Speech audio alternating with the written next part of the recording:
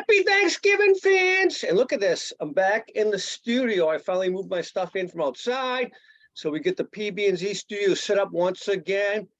It's Thanksgiving weekend, as I just said. We got lots of football, but we're going to talk about another kind of football momentarily here.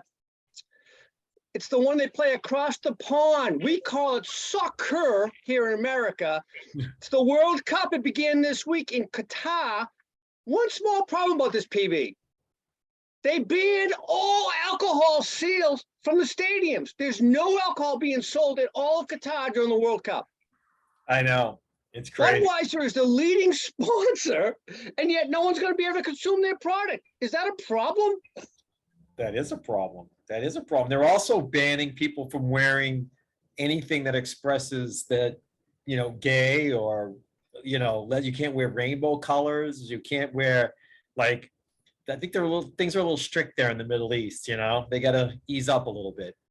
Yeah, I don't understand how they had the World Cup go on with these circumstances. I'm sure they were not prepared for this. I'm sure Qatar sold them a bill of goods. But so anyways, you got a long shot, you got a victor. Who do you say in this thing? By the way, America's already tied the wheels of all countries who hasn't been in the World Cup since 1958, for Christ's sake. I know, right? Yeah, and the U.S., of course, missed the last World Cup, and that game was, 1-0, and then Wales scored on a penalty kick in like the last 10 or 15 minutes of the game to tie it. But tough little division. They got to play England next, the US. They won't be an easy opponent, and then they have Iran as well. They should be able to take care of them. But it'll come down to goal differentials potentially if they lose to England. Yesterday there was a big upset. Saudi Arabia beat Argentina. Nobody saw that coming. This morning was another upset. Japan beat Germany. Right. I don't think a lot of people saw that coming. So it's making for an interesting cup, but no, at this point in time, I don't really have any long shots or upsets. I mean, I watched France play yesterday. They played I think they had a 2:00 game. Man, they look good. They look like they're out to repeat as champions. So we'll see. Ooh, all right. I think I kind of like the French to win it all myself, especially with Germany already down 0-1. All right, there we go. Little World Cup. You can't drink there, but you can certainly watch it on TV and drink at home. And And Budweiser, guess what? I'm helping you out right now. All right. Hey, little college football. College football rankings came out. The first 4 teams stayed the same. We had a little ripple on the back end because of some wins last week or losses last week. First of all, Tennessee, number 5, going into the weekend last week, got crushed by South Carolina, 66-38. Spencer Rattler, who I picked for the Heisman last year, finally played like a Heisman Trophy winner, throwing 6 touchdowns. Good for him. Michigan and TCU, both of them are 3 and 4. They both had to hang on for their lives. 29-28 for TCU, and Michigan 19-17 over Illinois. They get a big one this week against Ohio State. We'll pick that on Friday's show because tonight we're going to pick a couple of the Friday games. But this is going to be interesting. We talked about it before, PB. LSU is still the wild card at this moment, right? Yep, they could be a 2-loss team. They could get in if the chips fall right their way. So they definitely have to win out and win the SEC championship, though. Can you imagine that? Imagine TCU runs the table undefeated. USC runs the rest of the table when this is the Pac-12 with only 1 loss.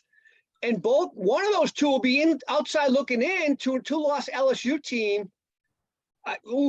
That'll stink, right? Yeah, that just make a bigger case for the 18 playoff, which is coming in a couple of years, right? Yeah. All right. Hey, let's talk about our little college foreplay on Friday this week. We got some games talking about on Friday. By the way, what happened last week in our picks? I think I went 1-2-1. What did you do? I think me and G Money both went 2-1-1. Okay. All right. Yeah. All right. Hey, this week's show is all about in-state rivalries. We're going to start, first of all, down in your neck of the woods. Florida plays Florida State. This game's a 10-point spread in favor of the ACC Florida State. I don't get it. What do you think? Yeah, I don't either. I mean, I think Florida's proven that they can play. They can step up and play when they need to. The game is it's in Florida. Is it in Florida or Florida State? Florida State. Tallahassee. Yeah, it's in Tallahassee. So that might play into it because I know the Swamp's certainly a hard place to play, but 10 points is a lot to me in a game like this. So I'm going to take the points and think Florida can hang with them. I am too. By the way, the only thing I can wonder, I haven't seen this on the news, but is Anthony Richardson, the quarterback for Florida, not playing? Is he not?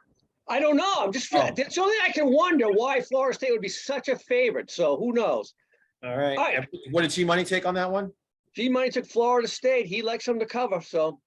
Oh, wow. Okay. All right. All right, Baylor goes to Texas in another in-state rivalry. The Waco team goes to Austin to play Texas. Texas is an 8.5-point favorite in this one. G-Money happens to like Texas. After last week when I said Vegas knows something about Oklahoma State, I think they know something again. Myself, I'm going with Texas too. Yeah, I think it's a little too many points. I think it was a touchdown. I might lean in Texas's favor, but I think Baylor can hang in this one. So I'm going to take Baylor. I'll be the only one on the Baylor side here with the 8.5. Yeah. All right, and the third of our trifecta of in-state rivalries, a big one. Arizona State goes to Arizona. The Sun Devils head out to Arizona, not far away. The only other, half the side of the state. It's a 4.5-point game. Arizona is favorite.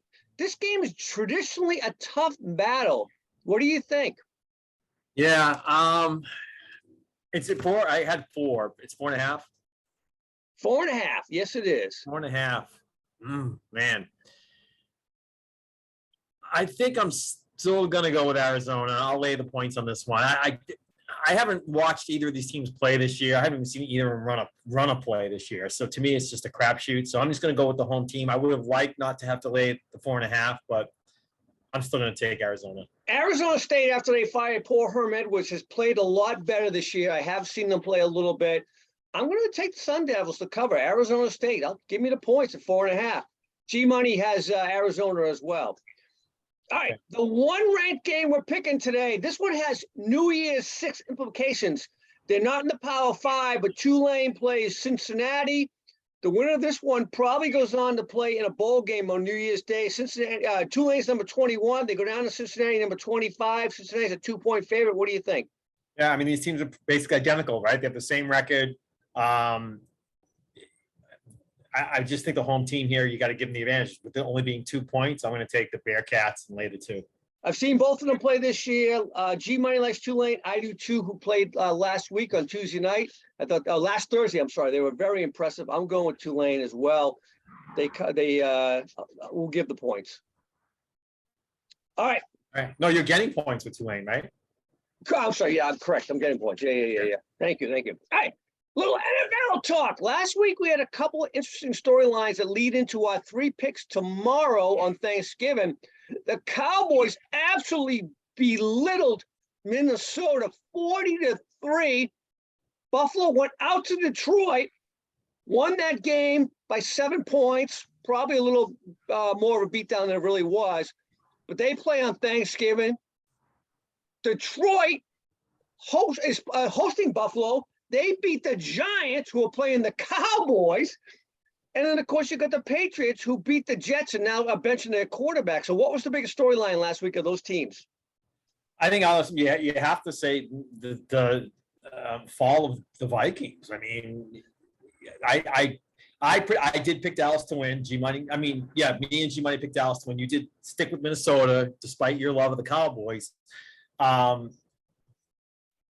And maybe you would think they would have lost by a touchdown or something, but to get blown out the way they did, 40-3 in their own building, there is something missing there in Minnesota to not be able to stay in a game like that. So I don't think Dallas is that good, and I may not even be saying Minnesota is that bad. I might have to write this game off as kind of a one-off anomaly type of thing.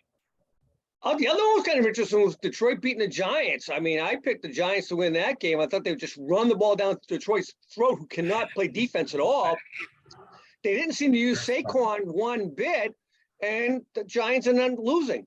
So that one was interesting to me. But the other one that was really interesting was the Jets and the Patriots, which was an absolute snooze fest until the 59th minute and the 50th second of the game. When they had a walk-off punt return, right? Right, yeah. But so by the way, all these teams are playing on Sunday, except for the Jets. The Jets have been banned from the NFL after this performance. You mean on Thursday, you mean, right? They're playing Thursday? Yeah, tomorrow on Thursday, Thanksgiving Day. Yeah. So let's go into the first one. Buffalo goes to the Lions, early game at Detroit. They always have the first game at 12:30. Buffalo's a 9.5-point favorite. We're going to pick the winner and the spread this week. What do you think? Yeah, and I think that, and I've been playing this theory throughout the year in the NFL, and if you look at my overall record, I'm up many games over 500. You know, very far ahead of both you and G in this. And one of the things I've been looking at is Very far. 5 games, not very far, by the way. well, it's 5 games, but it's 10. 10 more wins or whatever. But I do look at it like this: teams that are good, they're good teams. They don't suck, they're not odd, but they're just really good, solid football teams like Minnesota. I'm going to put Minnesota in that category. They tend to, when they have a really bad game, they tend to have it be a wake-up call. And when teams also that are just okay, like a Detroit, go out and win a big game, they tend to let down, right? So look what happened with Minnesota 2 weeks ago. They went in and beat Buffalo, right? And then what do they do the following week? They completely collapsed. So I look at this with Detroit. Detroit, what did they do last week? They beat the Giants in New York. I think they come back and it's going to be a very, they had their highlight last week. It's going to be a very lackluster game for them. I don't think they can stay with the Bills. So I'm not only going to take the Bills to win the game, but I'm also going to pick them to cover the spread. I'm going to go 35-21, 14.2 touchdown victory. So I think 2 things. One, the fact that the Bills didn't stay in Detroit after traveling to Detroit to play last week's game with no practice last week and 1 practice this week is going to kind of hinder them. So I happen to think the Buffalo wins. It's a low-scoring game. By the way, I think it's a 42-point over-under. It's going to be well under.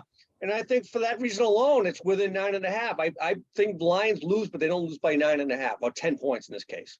Okay, and I think G Money has that same pick. He has Detroit covering, but Buffalo winning. And also Stevie Two-Seamer wants in on this NFL action this week, so we gotta announce his picks as well. What do you say? He's got Buffalo and he's got them covering. So all 4 of us have Buffalo to win, but me and Two-Seamer have them covering. You and G Money have the Lions covering. Yeah, short week. I heard this a number of times from Vegas guys today. You don't see that many points scored, so I don't see it happening. All right, Giants at Dallas. Another 9.5-point game favoring the Cowboys. Yeah.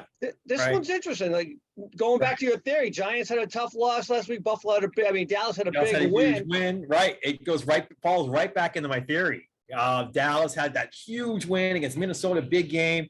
They have let down written all over their face, and the Giants lose to Detroit. They're going to be motivated to show who they really are. So, but that being said, due to the fact that now Wan'Dale Robinson, another receiver, down for the Giants, they got to put this game on Danny Dimes is back and Saquon Barkley's back.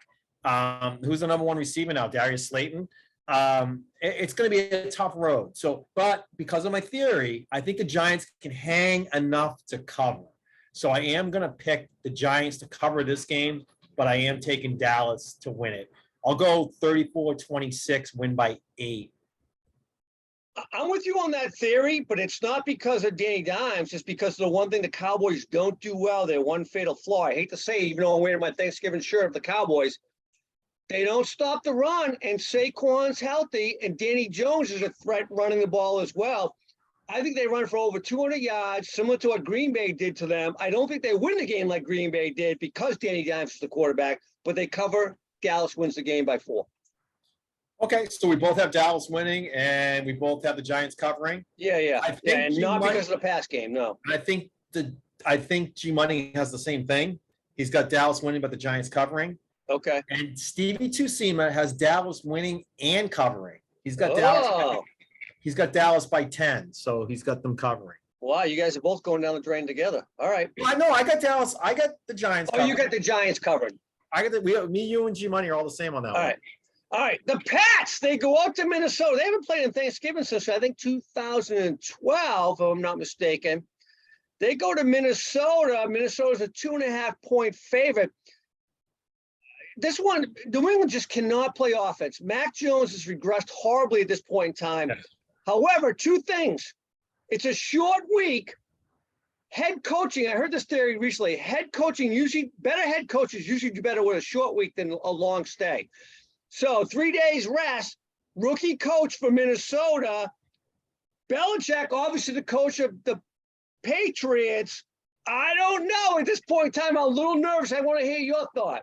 Yeah, I mean, you're right. When it comes down to talent on offense, it's not even a question who the better team is here. I mean, it's Minnesota, hands down.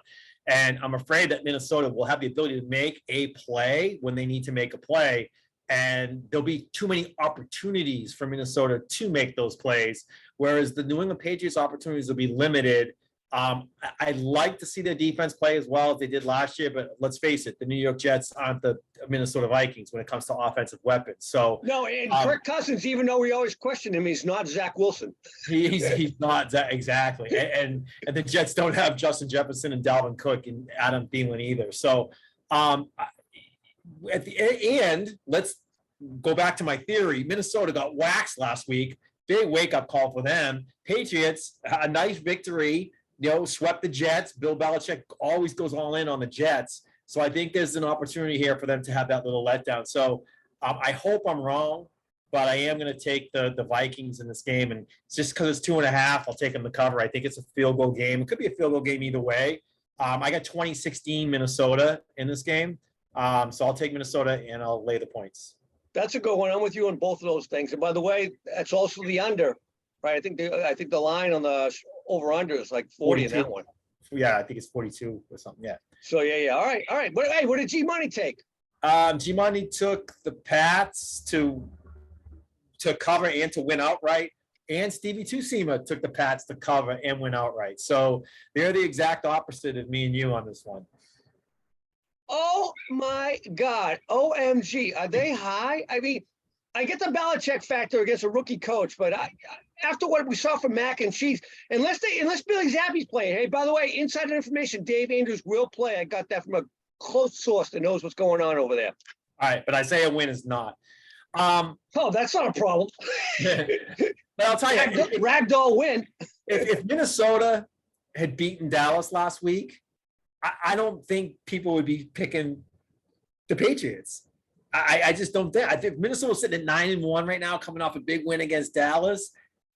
I just don't see. I think people are picking New England only because of what happened in Minnesota last week. And I'm telling you, that loss does not define that team. And by the way, that Patriots game was much like a loss to them. Belichick did not let them rest on their laurels because that's a game they shouldn't have won in theory, right? Winning on a walk-off punt return, right? Yeah, and keep in mind too, the NFC opponents don't mean as much at the end of the year when it comes to tiebreakers as your AFC opponents. So if they do lose games, just like they lost to Chicago, that's why right now when it comes to tiebreakers, the Patriots have them all because they're losing to the NFC teams, which doesn't really matter as much. They lost to Green Bay, they lost to Chicago, and now if they lose to Minnesota, those losses won't be as damaging as losing to an AFC opponent. Good point. All right, man. We'll talk again. We'll do some predictions on the weekend stuff on our next show Friday. Have a good one. Have a happy Thanksgiving. Happy Thanksgiving, everyone.